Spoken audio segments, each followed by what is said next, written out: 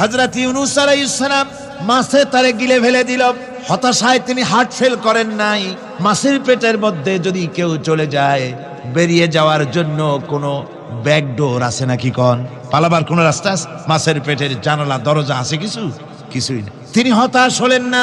মাছের পেটের ভেতরে বসে হযরত ইউনূস আলাইহিস সালাম বুক ভরা আশা নিয়ে আল্লাহর দরবারে তিনি ঘোষণা করলেন, লা ইলাহা ইল্লা আনতা সুবহানাকা ইন্নী কুনতু মিনাজ জালিমিন। পড়েন না সবাই, লা ইলাহা ইল্লা আনতা সুবহানাকা ইন্নী কুনতু মিনাজ জালিমিন।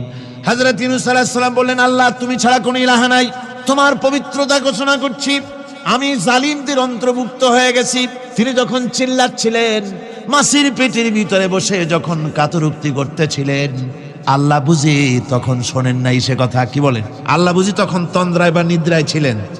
না, আল্লাহ পাক কি ঘুমান? তন্দ্রায় যান? লা তাখুযুহু সিনাতুন ওয়ালা নাওম। আল্লাহ রাব্বুল আলামিন বলেন, কোন তন্দ্রা বা নিদ্রা আল্লাহ রাব্বুল আলামিনকে স্পর্শ করে না। হযরত ইউনূস আলাইহিস সালাম যখন মাছের পেটের ভিতরে বসে চিৎকার মারলেন, আল্লাহ পাক বলেন, ইউনূস রে, তোমার ওই ডাক কেউ শোনে নাই। দুনিয়ার কোনো রাজা বাদশাহ শোনে নাই, দুনিয়ার কোনো বন্ধু বান্ধব তোমারও শোনে নাই, কিন্তু আমি তোমার আরশের মালিক, আমি রব্বুল আলামিন শুনেছি। শুধু শুনি নাই, সঙ্গে সঙ্গে জবাব দিয়ে দিয়েছি। ফাস্তাজাবনা লাহু ওয়া নাজ্জাইনাহু মিনাল গাম্মি। পড়েন, ফাস্তাজাবনা লাহু ওয়া নাজ্জাইনাহু মিনাল গাম্মি ওয়া কাযালিকা নুজিল মুমিনিন। আল্লাহ পাক বলেন, আমি জবাব দিলাম। মাছের পেটের ভিতরে বেদনা শুরু হয়ে গেল। মাছ আর তলদেশে শুয়ে থাকতে পারলো না, সাঁতরাতে পারলো না। মাছ ভেসে উঠল উপরে। পেটের যন্ত্রণায় মাছ কিনারায় চলে এসে বমি করে দিতে পারলে যেন বাঁচি, এই অবস্থা মাছের হলো। কিনারায় চলে এলো, বমি করে ইউনূস আলাইহিস সালামকে ফেলে দিল। মাছও বাঁচলো, ইউনূস আলাইহিস সালামও বাঁচলো। আল্লাহ রাব্বুল আলামিন বলেন, মুমিনেরা শোনো, শুধু ইউনূসকে নয়, ওয়া কাযালিকা নুজিল মুমিনিন।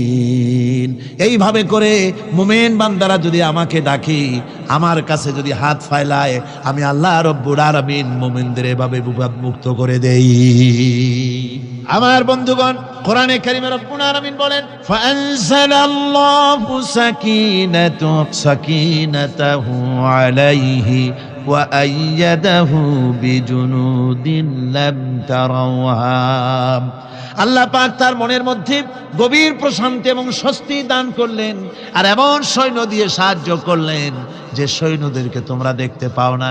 এভাবে করে রব্বুল আলামিন মুমিনদের বিপদে আপদে মুসিবতে সব সময় আল্লাহ পাক মুসলমানদেরকে সাহায্য করেছেন। জোরে বলেন সুবহানাল্লাহ। মুমিনদের সাহায্যকারী আল্লাহ।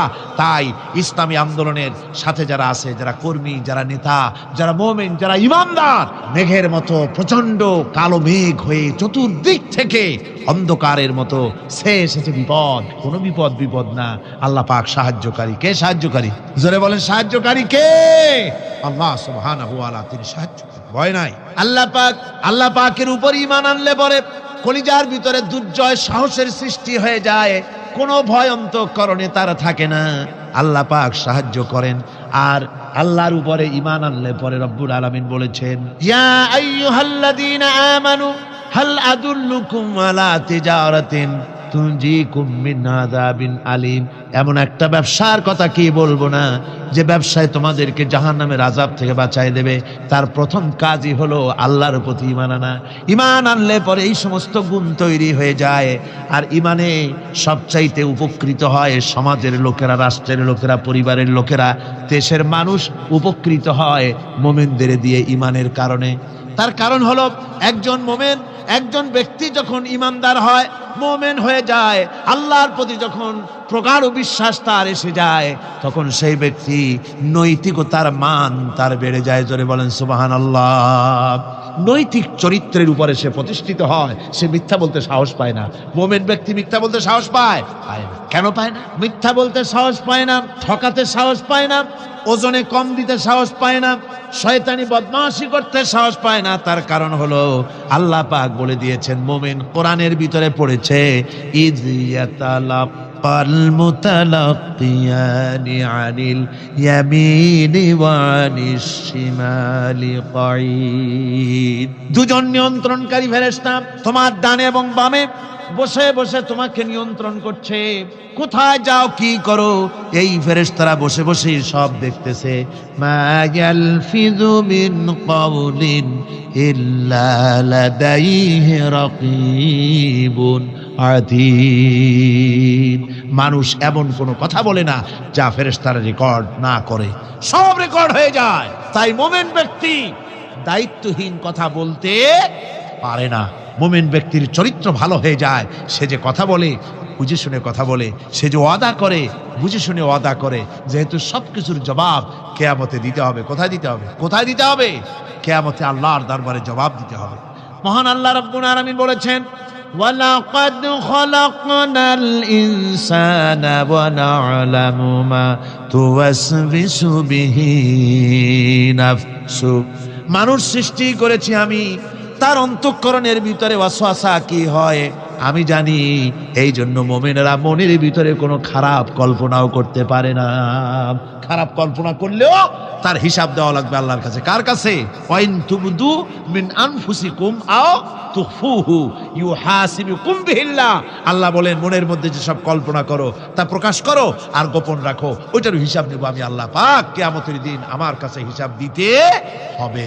বন্ধুগণ, এই জন্য মুমিন যারা, মুমিনদের চরিত্র প্রতিষ্ঠিত হয়, মুমিনদের ধারণা থাকে যেখানেই যাই না কেন, যেখানেই বসি না কেন, সেখানেই আল্লাহ, আল্লাহ ছাড়া কোনো জায়গা নাই। আছে নাকি? আছে। আল্লাহ পাক বলেন, মা ইয়াকুনু মিন নাজওয়া সালাসাতিন ইল্লা হুয়া রাবিউহুম। তোমরা যেখানে তিনজন মিলে পরামর্শ করো, মনে রেখো তিনজন নও, ওখানে চতুর্থ সত্তা আমি রব্বুল আলামিন তোমাদের কাছে আছি। সব শুনি আর দেখি, পাঁচজন যেখানে হও সেখানে আমি ষষ্ঠ। এর থেকে যদি কম হও, এর থেকে যদি বেশি হও, বান্দারে তুমি আছো যেখানে আমি আল্লাহ আছি সেখানে। উপায় নাই, সব জায়গায় আমি দেখতে পাচ্ছি। শুধু তাই নয়, রাত্রিবেলায় মানুষেরা গোপনে পরামর্শ করে, করে না? করে কিনা? রাতে রাতে পরামর্শ করে, এক জায়গায় বসে, হলের মধ্যে, পাহাড়ের মধ্যে, কোন জায়গায় বসে পরামর্শ করে। কি পরামর্শ? ইসলামী আন্দোলনের লোকদের মারবে, কোথায় তাদের ধরবে, কোথায় তাদের অত্যাচার করবে, এই সমস্ত পরামর্শ করে। আল্লাহ পাক বলছেন, শুনুন, আল্লাহ রাব্বুল আলামিন বলেন, ওয়া হুয়া মাআহুম إذ يبيتون ما لا يرضى من القول وكان الله بما يعملون محيطا। আল্লাহ পাক বলেন, তিনি তো ঠিক সেই সময়ও তোমাদের কাছে থাকেন যখন তোমরা নিজেদের ঘরের মধ্যে বসে, কোনো এক জায়গায় বসে আল্লাহর মর্জির খেলাফ পরামর্শ করো, আল্লাহ তখনও তোমাদের কাছে থাকেন। আল্লাহর ইহাতা থেকে, আল্লাহর কর্তৃত্ব থেকে বেরিয়ে যাওয়ার কোনো উপায় নাই। সুতরাং গোপনে বলেন, প্রকাশ্যে বলেন, যেভাবেই যা কিছু করা হোক না কেন, আল্লাহর কাছে আমাদের সমস্ত অপরাধগুলি ধরা হয়ে যায়। আর এটাই হচ্ছে ইমানের সীমা পরিসীমা। তিলকা হুদুদ আল্লাহ ফালা